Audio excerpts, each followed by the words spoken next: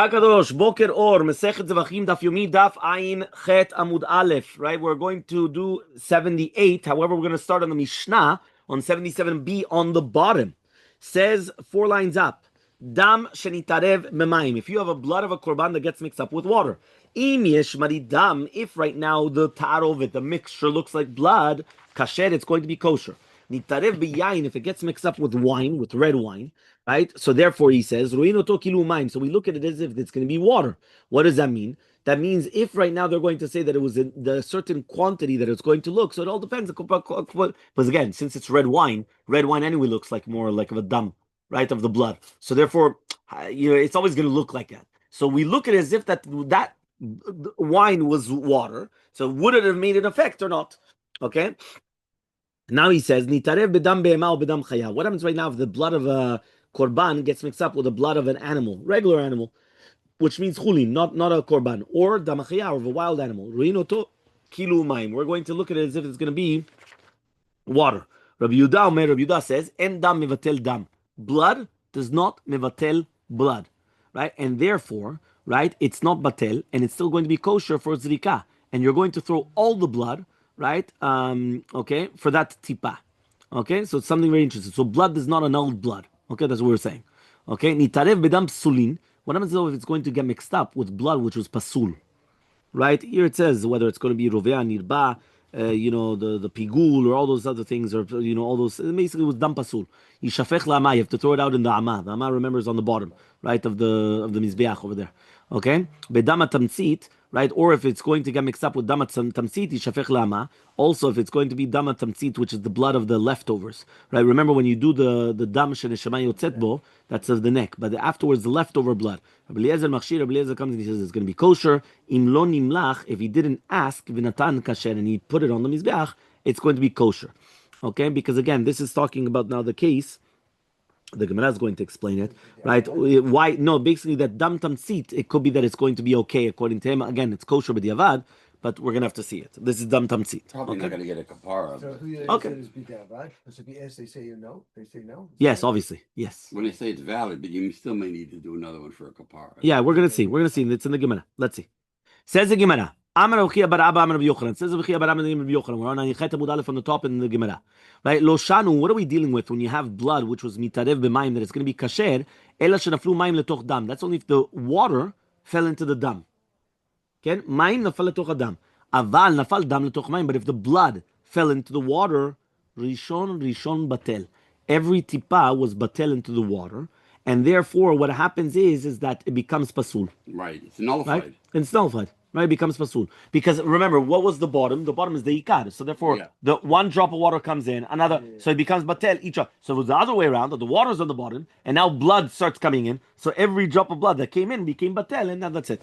So Amar Rav Papa says, Ulinyan kisui, when we're talking about kisui adam, right? Remember, you only do kisui adam on chayot ve'ofot, on birds and wild animals, never on domesticated animals. Enoken, it's not going to be like that. What does that mean? Even if the blood fell into the water, right? It's still chayav kisui adam. There's no dichui in the mitzvot, right? That means you can't push away this mitzvah. Okay, so since you can't push away the mitzvah of kisui adam, so therefore you would still do kisui adam. Amar Shakish, says Shakish, hapigul v'anotar v'tameh. Whenever you have pigul, remember pigul means that you did the sacrifice with the wrong intention, do it after time. Notar is leftovers. Or tameh, something which is impure. Shebelalan ze bazeh v'achalan, that you mix them together and you ate it. Patur, right? You're going to be patur from eating. The one that eats it is going to be patur from lashes, right? Why? Because you cannot have that one mean is going to be more than the other one, and it's going to become batel. So therefore, since it's going to be batel, so therefore it's going to be fine. Shema mina tla. We learn from here 3 different halachot. Shema mina, we learn from here, number 1, isurim vatlin zedze. The one isur is going to annul another isur. Shema mina, we're going to learn another halacha. That means basically the pigul is going to be vatel the notar or the notar of the pigul. Or that means even though they're both asur, an isur could be vatel another isur. So that's halacha number 1 that we just learned. Halacha number 2, noten ta'am is exactly noten ta'am in the tarovet is going to be an isur. Is not going to be batel, right? It's going to be berov. Right, is lav doraita. What does that mean? It's not min Torah. It's only chumra min derabbanan, which means even though the pigul is more than the notar, which is mixed up with it. But since still there's a miut of the notar that's giving a tam in the belila and the entire thing, or if you've got the notar, right, is more than the pigul, right? Nevertheless, this entire concept, right, there's not going to be any lashes or whatever it is, right? Why? He says because mina Torah, the isur of nuntan tam is batel berov. So it's batel berov. You go after the majority. Ushma mina, we're going to learn another thing also. Hatrat safek lo shma atra. You're giving a safek, a atra ala safek. Why? I'm going to give you a atra. What am I telling you? Don't eat what? Don't eat notar. Maybe it's the majority pigul.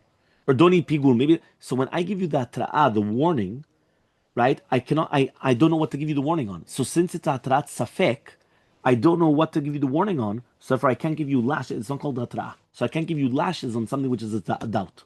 Okay? So Mativ Rava, so Rava asked the following question: Asa isa min chitin. If you made isa from the chitin, okay, if you made an isa from the chitin min ores, and from ores imishba tam dagan, if it has tam dagan, if it's got the taste of the grains, chayev bechala, you're going to be chayav in chala. Ve'afal gavduru ba ores. He says 1 second, even though the majority is ores. Now the second question is why? Why don't you say that the chitin is going to be batel, right? Because they don't have the majority, right? If you go after the majority, that's it. So says the Gemara, you're meaning like this. One more time. Remember that whenever we're talking about chala, chala is only in the 5 grains, right? The 5 grains, which is wheat, spelt, rye, right? Oats, barley, but it's not going to be on ores. Yeah, chala is doraita, right? Chala, right? Mitzvah frashat chala, right? But right here we're talking about it's only midrabanan because here it's rice, right? So it's only midrabanan. So yihachim aseva. Let's see the seifa. Adam yotzeba, right? A person is going to be yotzei chovato bePesach. Now, how could that be? Right? How could it be that you're going to be yotzei chova on Pesach exactly? Right? It comes out that you're eating matzah from a dagan. Now, if you're going to tell me that midin Torah, it is batel the chitim, the wheat in the rice. So how are you going to be yotzei chova?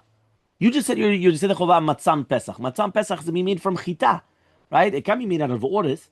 Right? There's no such thing as forget about now kitniot and Moroccans and this and that and challah. No. Even a chalabi that he wants and his rice is kodesh kodashim, right? You understand? Because that's the only thing that they eat on Pesach. The Ashkenazim, it's only potatoes, and the Syrians, it's only rice. You understand? Right? No, we don't need rice. We don't need rice, no.